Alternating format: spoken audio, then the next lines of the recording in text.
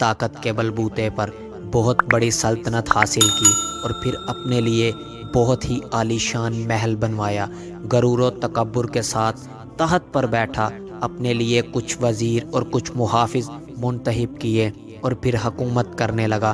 کچھ عرصے کے بعد خدائی کا دعویٰ کرنے لگا اور اپنے دربار والوں اور دوسرے تمام لوگوں سے کہا کہ صرف میری اطاعت اور عبادت کرو، اور جو بھی میرے حکم کی مخالفت کرے گا اس کو سخت سزا دوں گا۔ اسی طرح کچھ سال گزر گئے۔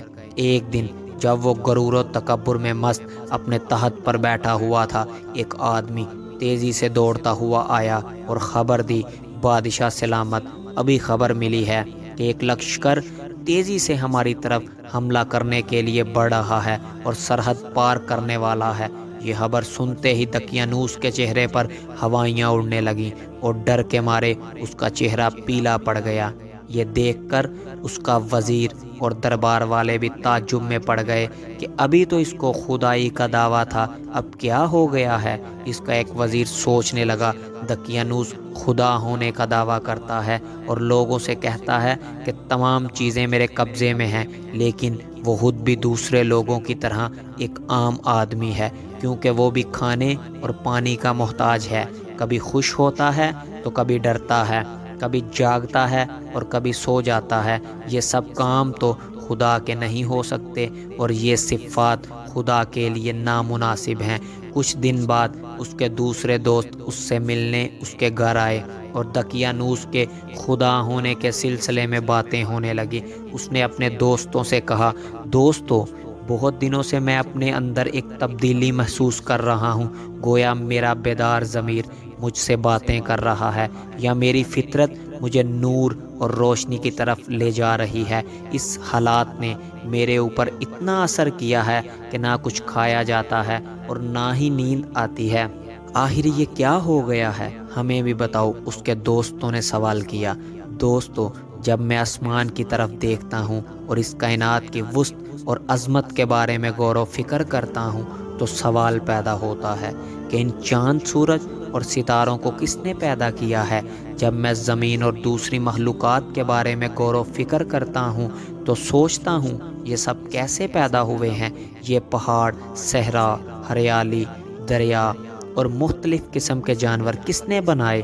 خود یہ انسان کیسے پیدا ہوتا ہے، پھر کیسے بڑا ہوتا ہے؟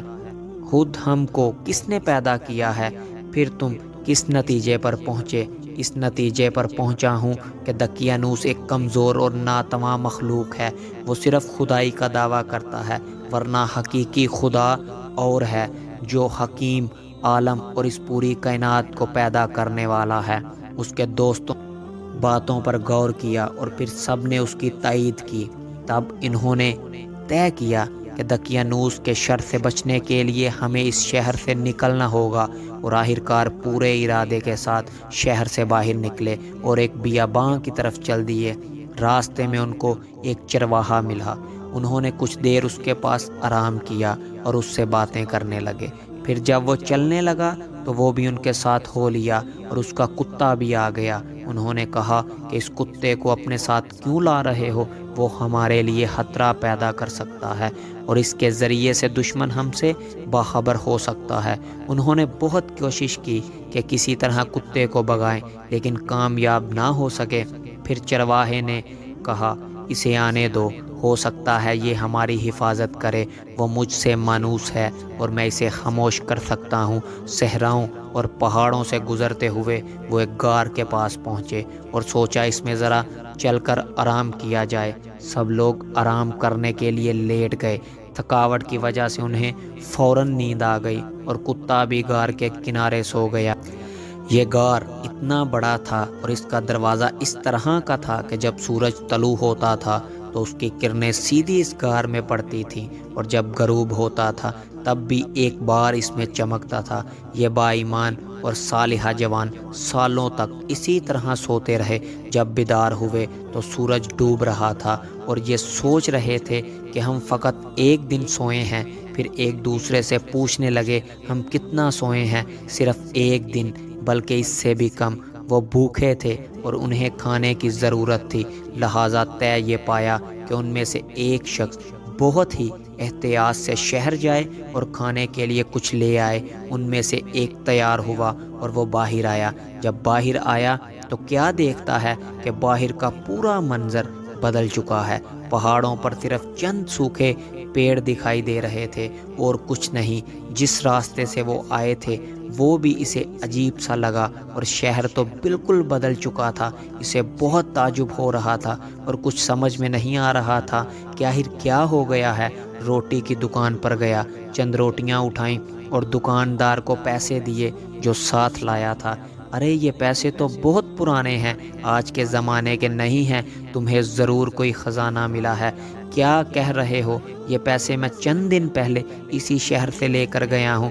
تم جھوٹ بول رہے ہو، تمہیں ضرور کوئی خزانہ ملا ہے اور تم اسے چھپانا چاہتے ہو۔ ایک بھیڑ اکٹھی ہو گئی اور خبر جنگل کی آگ کی طرح پھیلتی گئی، یہاں تک کہ بادشاہ کے کانوں تک جا پہنچی۔ اسے بادشاہ کے دربار میں حاضر کیا گیا تاکہ اسے پوچھ گچھ کی جا سکے۔ کیا کوئی خزانہ ملا ہے؟ بادشاہ نے سوال کیا۔ نہیں، مجھے کوئی خزانہ نہیں ملا۔ میں جب اس شہر سے نکلا تو لوگ مجبور تھے کہ دقیانوس کی عبادت اور پرستش کریں، اور جب واپس آیا، اس شہر میں آیا تو سب کچھ بدلا ہوا ہے۔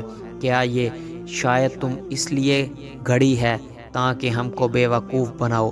تمہیں معلوم ہے کہ ہمارے پیغمبر جناب عیسیٰ علیہ السلام نے فرمایا کہ اگر کسی کو خزانہ ملے تو اس کا 5واں حصہ اس سے لیا جائے اور باقی اسی کے حوالے کیا جائے۔ آخر آپ لوگ میری بات کیوں نہیں مان رہے ہیں؟ میں اسی شہر کا رہنے والا ہوں اور جو کچھ کہہ رہا ہوں حقیقت ہے۔ کیا اس شہر میں تمہارا گھر بھی ہے؟ ہاں، آئیے میں آپ کو اپنا گھر دکھاتا ہوں۔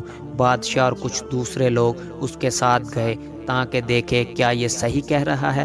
یہاں میرا گھر ہے، جی یہی میرا گھر ہے۔ دروازہ کھٹکھٹایا، ایک بوڑھے آدمی نے دروازہ کھولا اور پوچھا کون، کیا کام ہے؟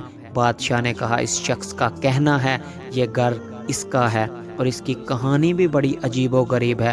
بوڑھے نے پوچھا تو اس جوان نے اپنا نام بتایا اور گھر کی کچھ نشانیاں بتائیں۔ وہ بوڑھا اس جوان کے قدموں میں گر پڑا اور اس کے ہاتھوں کو چومنے لگا۔ جو نام آپ نے بتایا ہے وہ تو میرے دادا جان کا نام ہے۔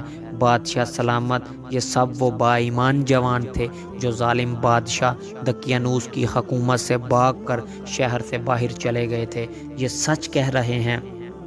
بادشاہ اور دوسرے لوگ بھی اس جوان کا احترام کرنے لگے۔ پھر یہ طے پایا کہ غار میں چلا جائے تاکہ دوسرے جوانوں کا بھی دیدار کیا جائے۔ سب لوگ غار کی طرف چل پڑے۔ جب غار کے قریب پہنچے تو اس نوجوان نے کہا ابھی آپ لوگ یہیں ٹھہر جائیں تاکہ میں اپنے دوستوں کو ساری بات بتا دوں، کیونکہ ان کو نہیں معلوم کہ وہ کتنا سوئے ہیں۔ اگر وہ آپ لوگوں کو دیکھیں گے تو یہی سمجھیں گے کہ دقیانوس کی فوج ہمیں گرفتار کرنے آئی ہے۔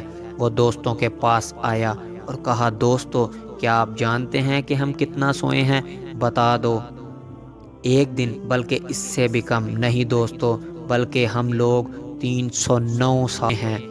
دقیانوس بہت سالوں پہلے مر چکا ہے اور اس کے بعد خدا نے ایک پیغمبر بھیجا ہے جن کا نام عیسیٰ ابن مریم ہے۔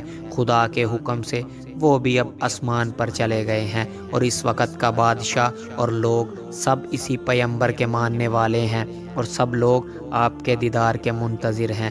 اسے دوست تعجب سے اس کی باتیں سن رہے تھے۔ ان میں سے ایک نے کہا تم کیا کہہ رہے ہو؟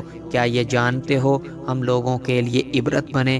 پھر کیا کیا جائے؟ آؤ سب خدا سے دعا کرتے ہیں کہ وہ دوبارہ ہم کو اسی طرح اپنی بارگاہ میں بلا لے۔ خدا نے ان کی دعا قبول کر لی اور پھر وہ ہمیشہ کے لیے سو گئے۔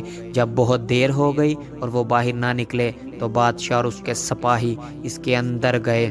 دیکھا کہ سب کے سب اس دنیا سے جا چکے ہیں۔ بادشاہ نے حکم دیا کہ اس غار کو ایک عبادت گاہ کی شکل دی جائے تاکہ قیامت تک کے لیے یہ یادگار رہے۔ سبحان اللہ۔ اگر آپ ہمارے چینل پر نئے ہیں تو ہمارے چینل کو سبسکرائب کر لیں تاکہ آنے والی تمام ویڈیو آپ کو بآسانی موصول ہو جائیں۔ جزاک اللہ۔